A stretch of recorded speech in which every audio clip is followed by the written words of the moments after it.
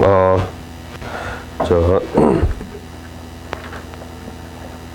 이 앞부분은 뭐 너무너무 쉬워가지고 그냥 소풍 가는 기분으로 그냥 들으면 될 것 같은데, 일단 12페이지 존속 살해죄, 이제 살해죄 마무리 짓도록 하십시다. 예. 자, 250조 한번 보자. 뭐 다 아는 범죄지만 그래도 강론에서 보는 또 법조문은 좀 새로운 어떤 느낌이 들 겁니다. 자, 한번 보자. 2항 존속살해죄가 어떤 범죄인지는 다 알 거잖아, 그지? 예, 보자. 자기 또는 배우자 동그라미. 아니, 당연히 자기 아버지 어머니 직계존속 맞습니다. 근데 이제 여기서 포인트는 여러분들이 결혼을 하게 되면 그 배우자의 직계존속도, 즉 배우자의 아버지 어머니도 직계존속 취급한다라는 거. 이게 포인트다. 배우자의 직계존속을 살해한 자는 사형무기 5년보다 더 세다, 그지? 7년 이상 징역에 처한다라고 했습니다. 법조문 한번 봤냐? 봤고 한번 물어보자. 요렇게 아버지 어머니를 갖다가 찔러서 살해를 한 자를 이런 보통 살인죄보다 가중처벌하고 있는 요 법 규정은 위헌일까 합헌일까? 합헌이야. 합헌이니까 우리가 지금 배우고 있지. 근데 그런 게 또 시험에 나와. 그 밑에 봐봐. 이 안가로 2번 합헌성이잖아. 근데 합헌 끝. 내용은 보지 마. 내용은 보지 마라. 왜 이런 게 이제 시험에 나왔는가 하면, 예전에 일본에도 요 비슷한 규정이 있었거든. 야, 일본 가본 사람. 야, 일본에 너 존속살해죄라는 것 일본 생활하면서 한번 들어본 적 있냐? 안 들어봤지? 왜냐면은 일본에도 요런 규정이 있었다고. 이 비슷한 규정이 있었는데 위헌 결정 났습니다. 일본의 그 최고재판소에서 이거는 평등 원칙에 반한다. 아니, 일반인을 찔러 죽인 거하고 아버지 어머니를 찔러 죽인 거하고 별로 차이가 없는데 왜 아버지 어머니를 찔러 돌아가시게 한 경우에는 가중처벌하냐? 그거는 평등 원칙에 반한다. 이렇게 해가지고 위헌 결정 내렸어. 쪽발이 다운 결정이지. 호로 자식들. 다르지, 그지? 일반인을 찔러 죽이는 거하고 부모님들을 찔러 죽이는 거하고 다르잖아. 그래서 우리나라는 합헌입니다. 그래서 우리가 지금 배우고 있고, 당연히 호로 자식들을 가중처벌해야 될 거 아니야. 그 다음에 이제 뭐 그거보다 더 중요한 것은 그 밑에 있는 이제 판례 드릴 겁니다. 자, 보자. 구속요건의 안 논다. 보지 마라. 직계존속.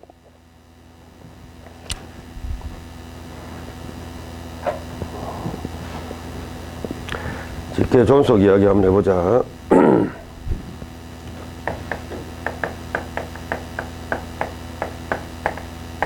요거는 또 공식적으로 살해라는 표현을 써. 존속살인죄 이렇게 표현하면 될 거를 존속살해죄 보통 이렇게 표현합니다. 근데 살인이나 살해나 다 똑같은 거다. 자, 근데 이 존속살해죄 객체는 지금 법조문 확인해 봤지. 그 객체가 직계존속이야. 그냥 사람이 아니라. 법조문 규정상 객체가 직계존속이기 때문에 아주 다양한 판례들이 이거와 관련해서 지금 나타나 있습니다. 자, 한번 보자. 몇 개. 문제되는 것. 자, 보시면 직계존속 의. 의. 자, 직계존속 의. 의 중에 그 두 번째 줄 봐봐. 첫 번째 줄 요거 적혀야 되겠다. 직계존속이란 법률상에다가 동그라미. 법률상 개념이면 사실상의 존속을 의미하는 것은 아니다. 이 의미가 뭐냐면은 요런 사건만 보면은 알 수가 있습니다.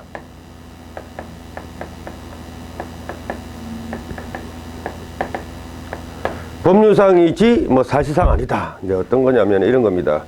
혼인외의자 사건. 이거 어디서 한번 들어봤지? 혼인 외, 바깥에서 낳은 자식을 혼인외의자 이렇게 이제 표현을 한다고 했지. 옛날 총론 대형법정주의 판례에서 한번 본 적이 있는데 맞나? 자, 보자. 이런 경우입니다. 과연 이 경우에 존속 살해죄가 될지 안 그러면 보통 살인죄가 될지 판단을 한번 해봐. 어떤 경우냐면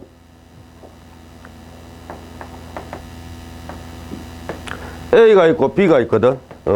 근데 B에게는 사실 C라는 아내가 있습니다. 예. B하고 C가 법적인 부부 관계인데 B가 바람을 펴요. 예. 누구하고? A녀하고 바람을 펴가지고 어떤 아들을 낳습니다. 누구? 각.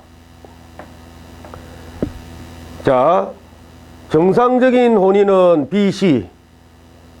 비정상적인, 즉 혼인 바깥의, 혼인 바깥의 관계는 A, B. 이해가 되지? 예. 이렇게 B가 혼인 바깥에서 A하고 바람을 펴서 낳은 요 자식을 혼인외자 이렇게 표현한다니까. 근데 예전에 왜 인지소급표 사건 언급한 적 있지?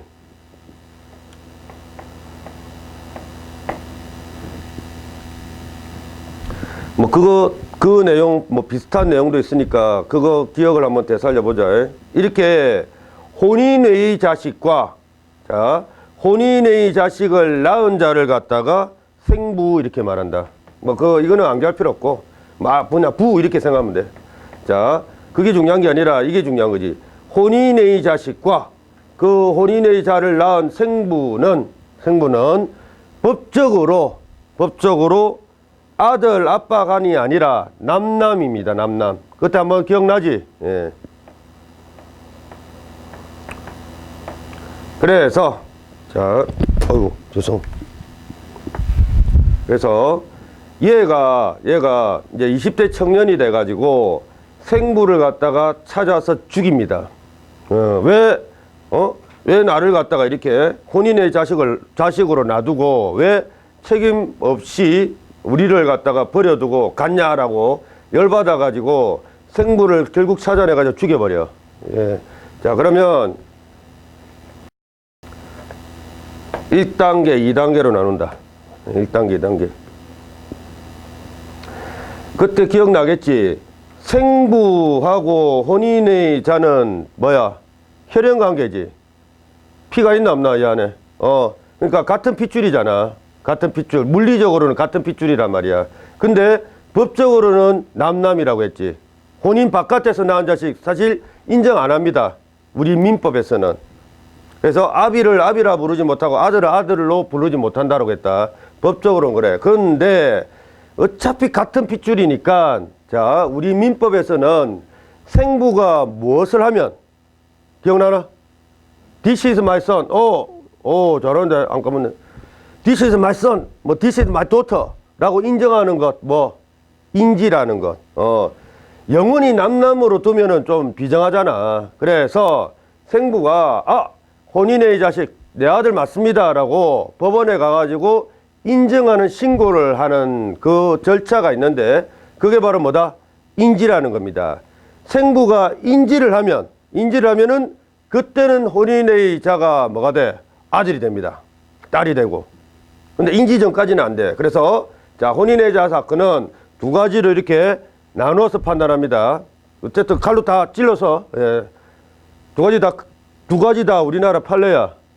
자, 아직 인지하기 전입니다. 인지하기 전에 얘가 생부를 찾아가가지고 그냥 칼로 푹푹 찔러서 돌아가시겠다면 갑은 무슨 죄다? 그렇지. 바로 이런 게 시험에 나온다니까. 간단하지? 예. 근데 this is my son. 얘 내 아들입니다 라고 법원에 가가지고 인지를 했대. 그래도 자기 핏줄이니까 막 불쌍해가지고 자기 아들로 삼기 위해서 인지를 해줬답니다. 그래서 인지후야. 근데 인지후인데 얘가 뭐 자기한테 돈을 안 준다고 그냥 인지를 한 생부를 그냥 칼로 푹푹 찔러 죽입니다. 무슨 죄? 그렇지. 얘때는 이제 존속살했지. 요렇게 암기한다. 된다. 그 혼인의 자 사건은 크게 이 두 개가 있다. 그래서 이렇게 두 시적인 단계를 구분해서 암기를 해야 됩니다. 그 다음 하나 더 있다. 아직 끝나지 않았습니다. 이번에 어떤 케이스가 있는가 하면 요 1번, 2번, 즉 인지 전, 인지 후, 요 사건은 혼인의 자식이 누구를 갖다가 살해했다? 아버지를 살해한 경우야. 근데 이 빌어먹을 자식이 고생하면서 키운 자기 생모 있잖아. 생모를 죽인 케이스도 있습니다. 빌어먹을 자식이지. 예. 요것도 시험에 나온다. 물론 각각 다른 사건인데 뭐 기왕에 그린 거 요 똑같은 그림으로 설명하겠습니다. 자, 저 혼인의 자식이 생모를 살해한 케이스가 있다.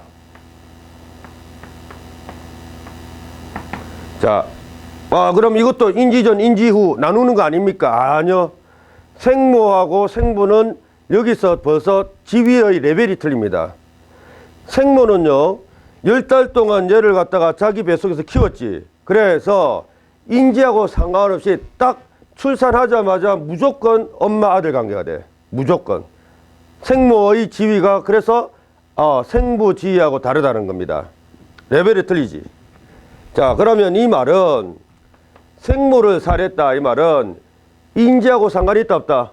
인지하고 전혀 상관없어.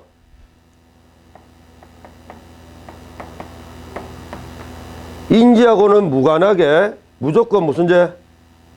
무조건 존속살했지. 생모는 법적으로 인지라는 거 할 필요 없습니다. 딱 출산하자마자 그냥 바로 법적으로 엄마하고 아들이 됩니다. 예. 됐나? 예. 요거는 생부 케이스고, 머릿속에 기억. 그래서, 한번 보자. 그 세 번째 표현 있잖아. 뭐, 반드시 호적의 기재가 기준이 되는 것은 아니다. 그거 줄 한번 딱 끊어라. 그거는 이 사건 아닙니다. 별도의 사건이 있어. 반드시 호적의 기재가 기준이 되는 것은 아니다. 줄 딱 끊고 옆에다가 이거 적어놔라. 나중에 이제 이거 정리하고 나서 언급할 겁니다. 옆에다가 바람난 아내 사건이라고 적어라. 옆에다가 바람난 아내 사건. 이거는 나중에 좀 이따 설명하고요. 그 따라서 이유부터 한번 정리하고 가십시다. 혼인의 출생자에다가 동그라미. 누구를 살해했어? 생모에다가 동그라미. 그러면 무조건 무슨 죄? 존속살해죄라고 적어라. 뭐 본죄에 해당하지만 이런 표현보다는 여러분들이 직접 적어봐. 존속살해죄입니다. 무조건. 인지하고는 상관이 있다 없다? 전혀 상관없다. 예, 슬래시 하지만 슬래시. 생부에다가 동그라미. 생부에다가. 이 말이 맞나 안 맞나 봐라. 살해한 때는 뭐라고 돼 있어? 본죄가 성립하지 않는다. 맞나? 아니지. 정확한 표현이야? 아니잖아. 인지 전인지 인지 후인지 나눠야지. 그지? 그래서 지워버리고 똑똑한 여러분들이 이런 식으로 적어도 생부 밑에다가 알겠나? 그 빈 공간 그 뭐 빼가지고 화살표 빼가지고 빈 공간을 갖다가 이렇게 메꾸든지 이런 식으로. 무슨 말인지 알겠지? 예. 그 다음 이거 뭐 너무 띄엄띄엄 이렇게 서술됐어 가지고 자 입양에다가 동그라미 꽝. 이제 입양 사건 하나 보자. 입양 사건 보고 바람난 아내 사건 설명에 들어갑니다.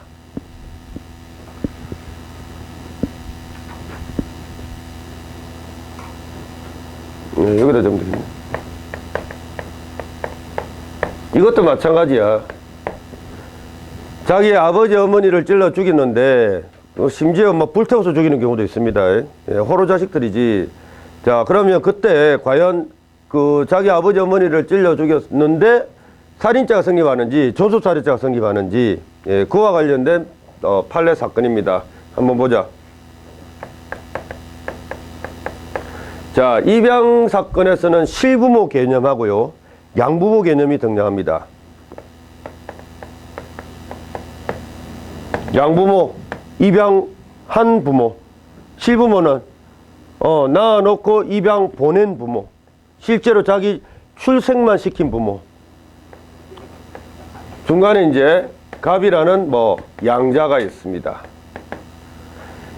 실부모가 얘를 갖다가 직접 낳고 혼인 중입니다. 혼인 중에 낳고 키우려고 했으나 어떤 불가피한 사정 때문에 도저히 키울 형편이 안 되어서 이렇게 돈 많은 이제 다른 부모한테 입양을 보냅니다.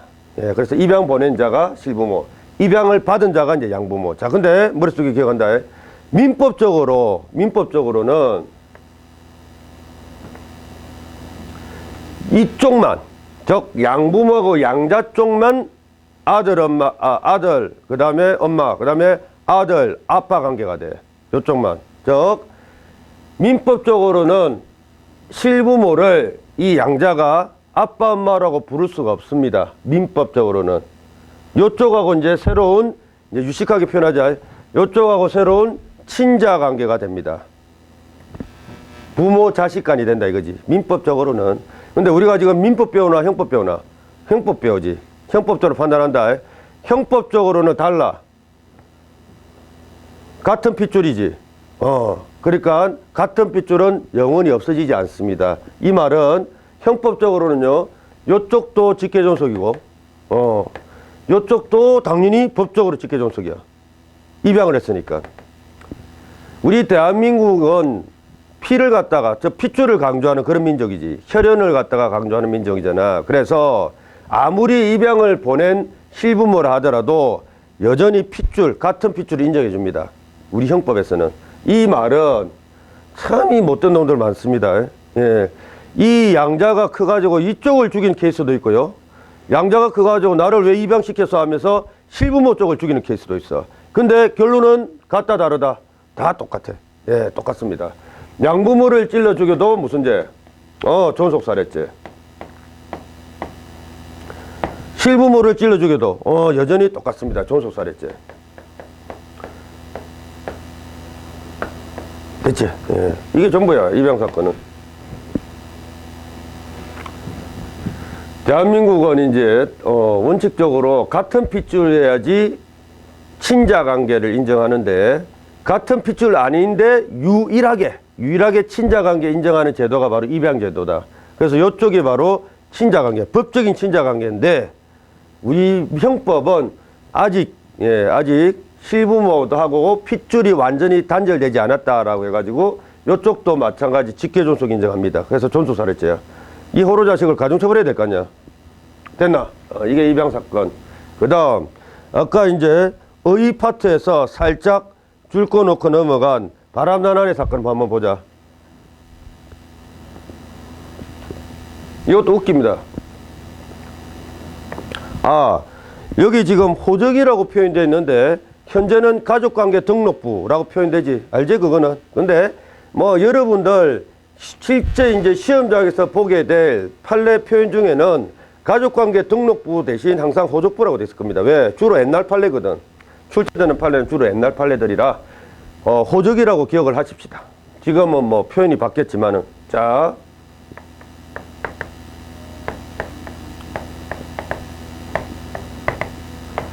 참 웃긴 사건입니다. 바람난 아내가 이제 바람을 핀 거지. 보통 이제 남자들이 바람 피는데 어찌 된 경우냐? 두 부부가 있습니다. A, 얘가 이제 아내. B, 얘가 이제 그 남편. 법적인 부부입니다. 법적인. 근데 남편이 한 몇 년간 장기로 해외 출장을 나가. 예, 해외 출장 나간 사이에 어떻게 했다? 바람을 피는 겁니다. 누구하고? C라는 웬 다른 남자하고. 예, 바람을 펴. 당연히 성관계를 가지니까 애가 나오겠지. 그 애가 바로 갑이야. 아내가 바람 펴서 낳은 자식이니까 얘도 뭐 역시 혼인의자가 돼.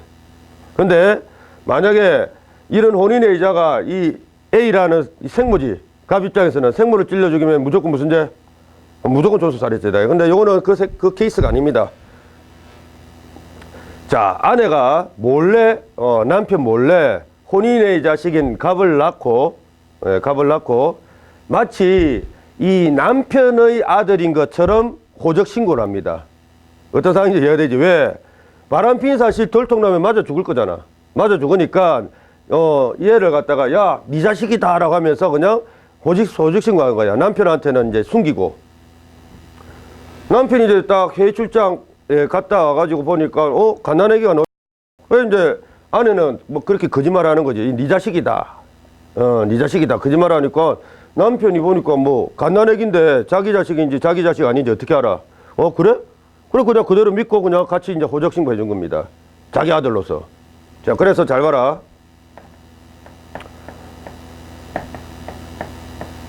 호적부상으로는 B의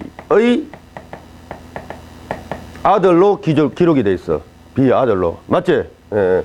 그런데, 자. 실제는 B의 아들이다, 아들 아니다? B의 아들 아니죠. 예. 실제로는.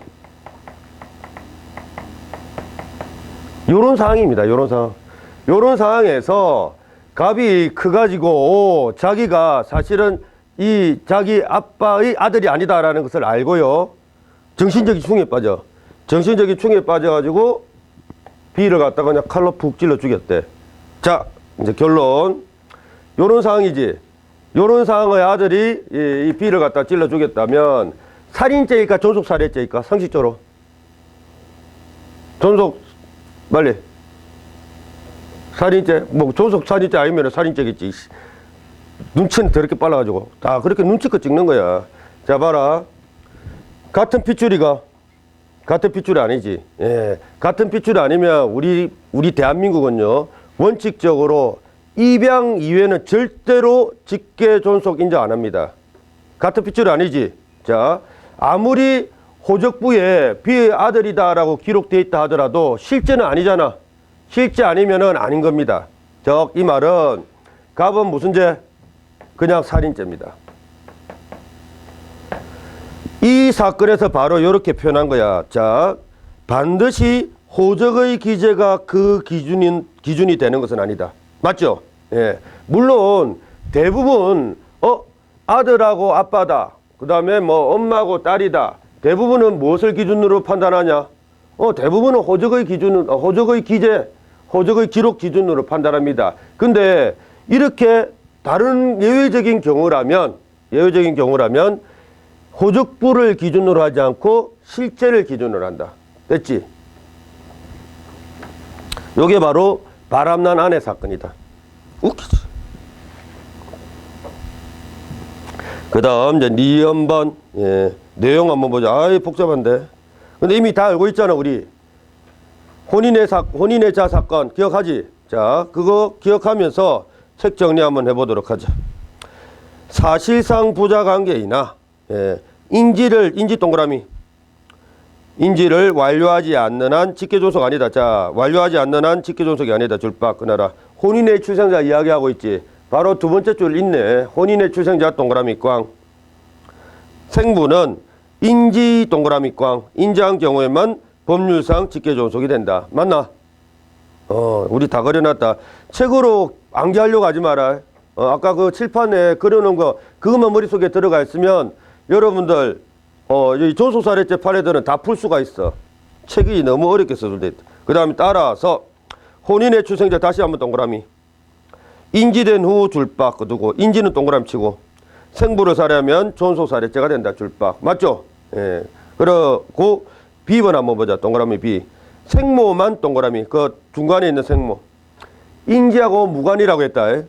인지 절차를 완료하지 않더라도 그 밑에 두 번째 줄, 그 직계존속 관계를 인정한다. 줄박. 그래서 혼인의 출생자가 생모 동그라미 존속살해죄 된다. 인지 불문, 예. 인지 무관.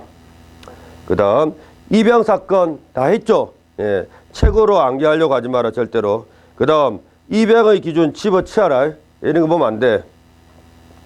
나중에 그 입양과 관련된 내가 기하 사건 넣은 거 봤거든. 그 다음에 실부모도 직계존속이 된다고 했지. 이런 거 외우지 마. 그 다음에 이제 기하라는 말이 있는데, 기하 사건 한번 보겠습니다. 기하가 뭘까? 쓰레기를 투기한다고 할 때 그 기자야. 기가 뭐게? 버린다는 거야. 애기를 낳고 키울 자신이 없으니까 그냥 막 아무데나 버려. 그런 미친 엄마들 많지? 예. 그걸 빼서 말라 낳았는지 몰라. 왜 낳았는지. 자, 기하 사건. 요것도 크게 두 가지가 있거든. 잘 보십시다. 이제 스토리는 요렇습니다. 뭐 옛날 드라마, 영화 보면은 요런 장면, 예, 심심찮게 보잖아. 어떤 장면? 이 A라는 미혼모가 아주 갓난아기 갑을 낳습니다. 뭐 어떤 이유로 임신을 하게 됐대. 갑을 낳고 도저히 키울 자신이 없어. 도저히 키울 자신이 없어서 그래도 자기 자식을 생각하는 마음에 나는 못 키우지만 부잣집에 가서 너 행복하게 살아라 라는 그런 생각으로 아주 그냥 막 대글 같은 그런 부잣집 때문에 자기 아들을 딱 버려두지. 좀 키워달라 이 말이지. 요새는 이제 이렇게 기아를 갖다가 이제 뭐 키우는 이제 공적인 어떤 시스템이 좀 갖춰졌지. 그 뭐 버리는 애기함이 뭐 이렇게 요새는 뭐 묶고서 있다면서 맞나? 있나? 요새는 이제 이제 공적으로 이렇게 키우는 이제 기아를 갖다가 이렇게 보살펴주는 그런 시스템이 이렇게 마련됐지만 옛날만 해도 그런 게 어디 있었냐? 그냥 화장실에 버리고 막 그럽니다. 못된 엄마들은. 근데 이 애는 그래도 그나마 좀 착하다. 예. 아주 그냥 부잣집 대문에다가 딱 이렇게 버려둡니다. 부유하게 살아라 이 말이지. 자기는 못 키우지만은. 이제 요 부잣집에는 이제 B라는 이제 사모님이 계셨는데 마침 자식이 없어. 이제 영화 드라마 뭐 그런 장면 있잖아. 예. 자식이 없어. 그 어느 날 뭐 이렇게 집에서 쉬고 있는데 대문 쪽에서 웬 애기 울음소리가 들리거든. 그래서 나가보니까, 와, 뭐, 보따리 이제 애기가 이렇게 뭐 울고 있습니다. 쪽지가 이제 보여. 미안합니다. 제가 키울 형편이 못 되오니 저희 아기를 좀 잘 좀 키워주세요. 뭐 그런 쪽지를 갖다가 이렇게 써뒀겠지. 그거 봅니다. 그리고 이제 B 사모님은 참 마음씨가 좋은 사모님이야. 아, 이거는 하늘의 뜻이구나. 자식이 없는 나를 갖다가 보고 이제 하느님께서 나한테 이렇게 보낸 나의 자식이다. 라고 생각을 합니다. 나중에 죽을 줄 모르고, 죽을 줄 모르고, 이 호로 자식이 죽인다니까. 그것도 여러 케이스가 있습니다. 아주 못됐어, 얘들이. 그러니까 함부로, 모르겠다. 함부로 이렇게 키우면 안 될 것 같은데. 자, 어쨌든, 키워요. 진짜 자기 친자식처럼 키우는데, 두 가지로 나눠야 돼. 자, 이 사모님께서는요, 지도새도 모르게 갑을 자기 친아들로 키우고 싶어. 친아들로. 아무도 모르게. 자기 남편까지도 모르게. 예. 그래서 이제 그런 연기까지 합니다. 한 10달 정도 임신한 뭐 그런 연기까지 하고, 자, 뭐 친척들도 그냥, 갑이 비어의 그냥 친자식인 줄로 그렇게 이제 착각에 빠져. 그 정도로 이제 완벽하게 자기 친아들로 둔갑시켜서 키웁니다. 그래서, 자, B는 이 기아를 갖다가 자기 남편과의 친아들이다라고 신고를 합니다. 구청에 가가지고. 친아들로 신고한다. 좀 유식한 표현인데 이것도 좀 알아두자. 친생자 신고를 합니다. 두 번째 케이스도 마찬가지. 예, 친생자 신고를 해. 자기 진짜 자기 자식처럼 키울 욕심이야. 하늘의 뜻이다라고 이렇게 믿은 거지. 근데 죽어버리니까 문제지. 자, 이렇게 호족부에 얘는 내 아들이요. 내 남편과의 사이에서 낳은 내 진짜 아들이요. 라고 신고를 하거든. 근데 원래 친생자 아니잖아. 그러니까 이거는 원칙적으로 무효야, 유효야. 이거는 무효입니다. 친생자도 아닌데 뭐 친생자 신고해봐야 아무 효력이 없어요. 원칙적으로. 근데 잘 봐. 이렇게 이 친생자 신고는 당연히 무효입니다. 예, 친생자 신고는 무효인데요.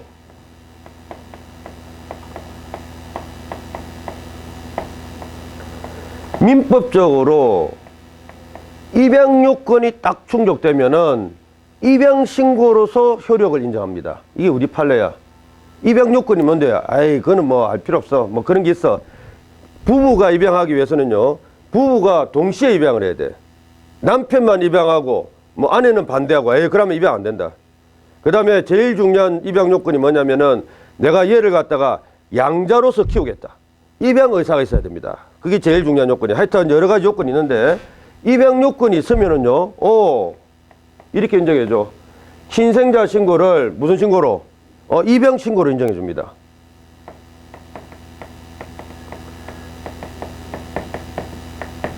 그러면 입양 효력을 인정해 준다 이 말이거든. 내가 아까 말했지. 입양 효력이 인정되면은 양자하고 양부모는 직계 존속 관계가 돼버려. 자, 요런 상태에서 얘가 커가지고 이제 자기가 비의 친아들 아님을 알고 뭐 어떻게 정신이 획가닥했는지 비를 갖다가 그것도 불태워서 죽입니다. 미친놈이죠. 그렇게 고생하면서 키웠는데 자기 친아들 이상으로 키웠는데 배신 때리고 불태워서 죽입니다. 그것도 끔찍하게. 자, 결론 무슨 죄? 그렇지, 존속살해죄. 자, 그 다음 두 번째 케이스도 비슷한데요. 다만 남편 모르게 신고해.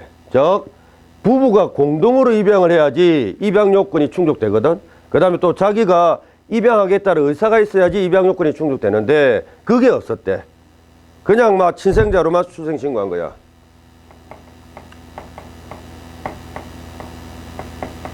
이래 되면 입양 신고도 OX, 입양 신고로서도 효력이 없습니다. 요건이 충족돼야지. 자, 결국 이런 상태에서 갑이 커가지고 똑같이 비를 갖다가 불태워서 죽였다면 무슨 죄? 그렇지, 그냥 살인죄밖에 안 돼. 끝. 됐나? 예. 요게 바로 기아 사건의 결론입니다. 한번 보자. 기아, 버려진 아이를 호적상이라는 말 있지. 예, 호적상. 이 말은 무슨 말이다? 신생자 신고를 했다 이 말이거든. 자, 근데 두 가지로 나눠야 되는데 여기서는 그냥 그런 거 구분 없이 그냥 수술했는데 우리는 다 알고 있다, 그지? 자, 양친자 관계 설정 의사가 없다면, 양친자 관계 설정의 의사가 없었다면 밑에다가 적어라. 입양 요건 X. 입양 요건 X. 그러면 직계 존속이라 할 수 있다 없다? 없다. 이 말은 결정적인 걸 적지 않았네. 존속 살해죄란 말이야? 그냥 살인죄란 말이야? 그냥 살인죄라고 적어. 그 다음 집은 계모. 미안하지만 계모는 직계 존속 아닙니다. 적으로 남남이다. 이렇게 생각하면 돼. 그 다음 정무서자인데 알잖아. 옛날에 첩제도 있었을 때 첩에서 나온 자식이 자기 그러니까 큰 엄마라고 해야 되나? 본처 있잖아. 본처를 갖다가 이제 뭐 정모라고 이렇게 부르고 첩에서 나온 자식이 바로 서자 이렇게 표현된다. 근데 이거는 지금 그런 첩제도가 없으니까 무시해라. 다만 계모 계부, 예, 법적으로 남남. 그래서 존속 살해죄가 아니라 무슨 죄? 살인죄다. 김모은양 사건 기억나나? 결국 김모은양하고 김진광군이 어부다버지를 갖다가 찔러 죽였다. 그때 살인죄라고 해서 존속 살해죄라고 했어? 그렇지. 왜? 계모 계부는요 직계 존속 아닙니다. 법적으로. 한 가지 방법이 있다. 계모 계부가 직계 존속이 되기 위한 한 가지 방법 뭘까? 뭐겠노? 입양하면 돼. 입양 안 하면 안 돼. 자, 핵심 판례 한번 보자. 이미 다 아는 거다. 버려진 영아에다가 현관펜 두 글자로 기아. 그렇지. 근데 봐, 이렇게 기아 사건은 항상 이렇게 친생자 신고해. 사모님이 하느님의 뜻이다 라고 생각하고 또는 부처님의 뜻이다 라고 생각하고. 자, 친생자인 것처럼 출생신고 줄박. 근데 이제 결정타 입양 요건을 갖추지 아니하였다면 줄박. 그냥 결론으로 가자. 무슨 죄? 살인죄. 존속살해죄로 처벌할 수 없다. 밑에다가 살인죄 적어놓으면 되겠지. 그 다음에 2번은 혼인의 출생자 생모 무조건 존속살해죄. 그 다음 이 3번 아까 입양사건이야. 예. 입양된 자가 실부모를 찔러 죽여도 양부모를 찔러 죽여도 무조건 존속살해죄. 됐나? 예, 끝. 그 다음 알고 가기 모르고 가기. 그냥 이거 보지 마라. 시간 낭비다. 이미 다 알고 있는데 뭐. 이미 여기 그려놓은 거 다 이해했지? 끝. 그 다음 배우자 안 봐도 됩니다. 고의. 핵심 판례 한번 보자. 생각한 것 이상 책임진다 책임지지 않는다. 다 알고 있지. 아버지인 줄 모르고 원수인 줄 알고 총을 탕 발사했는데 아버지가 돌아가셨다. 무슨 죄? 그렇지. 자, 그 구체적인 핵심 판례 보자. 타인에게 식도를 휘두르며 타인 동그라미 밑에다가 적어라. 인식. 무차별 행포를 부리던 중에 존속까지 식도로 찌르게 된 결과 존속에다가 동그라미 발생. 결국 얘는 무슨 죄? 살인죄. 존속살인죄 아니다. 이런 것들이 시험에 나와. 얼마나 쉬운지 모른다. 공범은 여기서 볼 단계 아니지. 우리 이미 다 총론에서 다 접수했습니다. 집어치워라. 그 다음 페이지 감경적 구속요건 타이틀 아래 영아살해죄라는 게 있네. 판례가 한 개 있다. 한 개. 한 방에 보낼 수 있다 이 말이지.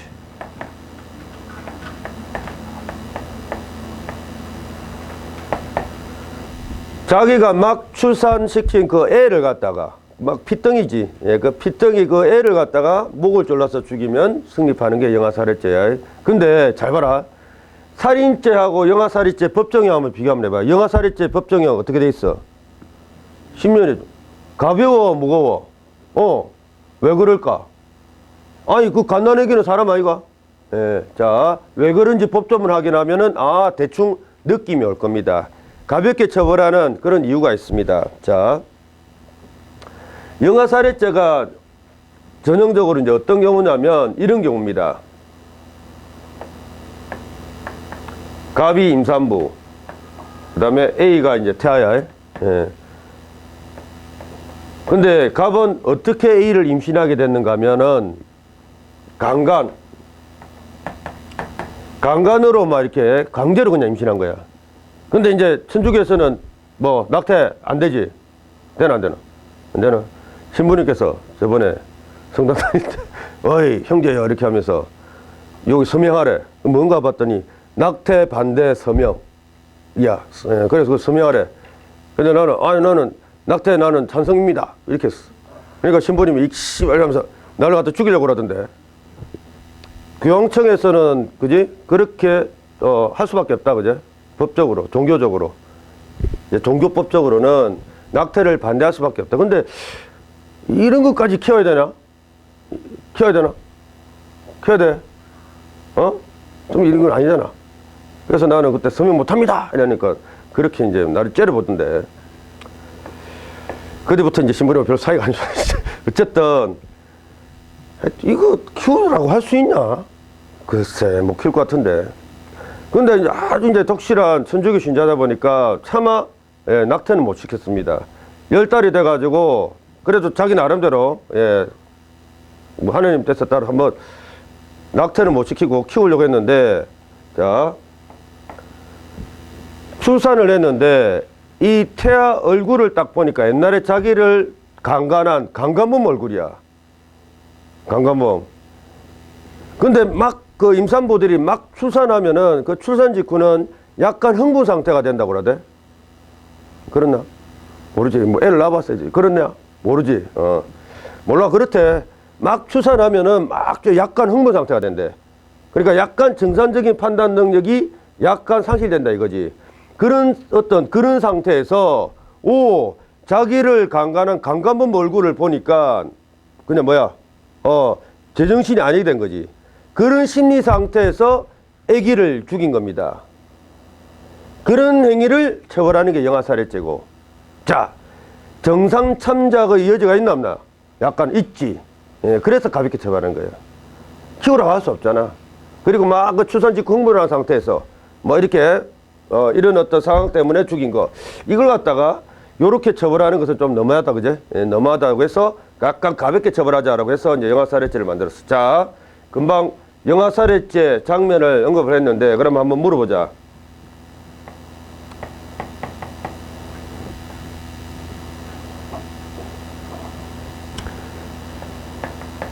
그 애기 엄마, 아내는 당연히 영아살해죄 주체가 될 수 있을 것 같아, 그제? 흥분 상태가 되니까.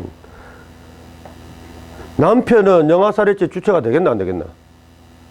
남편도 막 흥분 상태가 되나? 양푼도 아니 자기 아내가 출산을 했는데 남편도 이러면서 막 숨이 가빠와. 그건 아닌 것 같지. 그래서 판례가 하나 있는데 이제 정확하게 말하면 남편도 아니다. 동거남이다, 동거남. 동거남이 동거를 하다가 이제 동거녀가 아기를 갖다 출산하니까 야 우리 이거 못 키운다라고 하면서 그냥 목을 졸라 죽였대. 자 물어보자. 동거남녀는 영아살해죄야 그냥 살인죄야? 그냥 살인죄입니다. 왜? 아까 그와 같은 정상참작의 여지가 없잖아 이거는. 그지? 자 한번 법조문 확인하자. 직계존속이 동그라미 봐라. 표현은 지금 직계존속이라고 돼 있는데 주로 엄마입니다. 엄마. 예, 직계존속이 동그라미 치라. 그 다음 봐라. 치욕을 은폐하기 위하거나 양육할 수 없음을 예상하거나 암기할 필요 없다. 강간으로 인신당한 그런 경우 생각하면 돼. 특히 참작할 만한 동기에다가 동그라미 딱 치라. 동기는 이유를 말한다고 했고 어떤 동기인지 대충 느낌이 오지. 어떤 그런 이유로 그런 동기로 인하여 잡아. 딱 제한이 있다니까. 분만 중 분만 직후 동그라미 딱 쳐라. 분만 중 분만 직후. 어떤 상황인지 이해가 되지? 혼문 상태에 있는 중입니다. 예. 그러니까 출산하고 나서 한 1년이 된 애기, 출산하고 나서 한 7개월쯤 되는 애기를 죽였다면은 영아살해죄야 그냥 살인죄야? 그냥 살인죄입니다. 법조문에 분만 중 분만 직후라고 되어 있잖아. 영아를 살해한 때는 정상 참작을 해서 조금 가볍게 처벌하겠다라는 겁니다. 됐습니까? 자, 집어치워라 안 나온다 절대로. 저 밑에 판례 하나 나옵니다. 판례. 봐라. 남녀가 사실상 동거한 관계가 있고 그 사이에 영아가 부만되었다 하여도 자 남자와 영아의 사이에 법률상 직계존비속 관계가 있다고 할 수 없으면 이건 쓸데없는 말이고 누가 살해해? 남자가에다가 동그라미. 남자가. 밑에다 적어라. 저 있네. 결론. 보통 살인죄에 해당한다. 줄박. 무슨 말인지 알죠? 영아살해죄 X라고 적어두시면 됩니다. 그 다음에 객체. 분만 중 분만 직후. 모르는 사람 없고. 행위 안 봐도 된다. 나머지 절대 보지 마세요. 넘어가자. 그 다음 촉탁 승낙사진죄 요거 하나 보고 좀 쉬도록 해야 되겠다. 자 촉탁은 부탁의 일본식 표현이다. 야 근데 일본에서 촉탁이라는 말 쓰나? 안 쓰나? 그럼 일본말로 부탁 뭐라고 표현하냐? 오네가이시마스 이렇게 하나? 그럼 이건 출처불명의 단어네. 촉탁. 참 옛날 구닥다리 표현입니다. 그냥 부탁이야 부탁. 자 살인죄는 부탁이나 승낙을 받고 살해하는 경우가 아니죠. 예, 그런 거 없이 살해하는 경우. 근데 이거는 어떤 피해자가 야 나 죽고 싶다. 나 좀 죽여줘. 부탁을 합니다. 뭐 부탁이나 승낙이나 다 똑같은 말. 승낙을 합니다. 그 부탁 승낙 받고 마지못해서 찔러 죽였다면 살인죄보다는 가볍게 처벌할까 좀 약간 더 무겁게 처벌할까? 약간 더 가볍게. 그 법조문이야. 촉탁 승낙을 받아 그를 살해한 자는 봐라. 1년 이상 10년이야. 사형 없죠. 예, 아주 가볍게 처벌하는 그 살인죄를 촉탁 승낙 살인죄라고 한다. 구속요건 보지 마세요. 예, 판례 없지. 넘어가지. 안 나온다. 그 다음에 시간이 됐으니까 조금 쉬었다가 자살교사 방조죄 봅니다. 요거는 판례가 있습니다. 물론 자살교사죄 판례는 없어. 그래서 이건 약간 무시하면 되고 자살방조죄 판례는 꽤 많습니다. 요거는 유시해야 되고 무시가 아니라.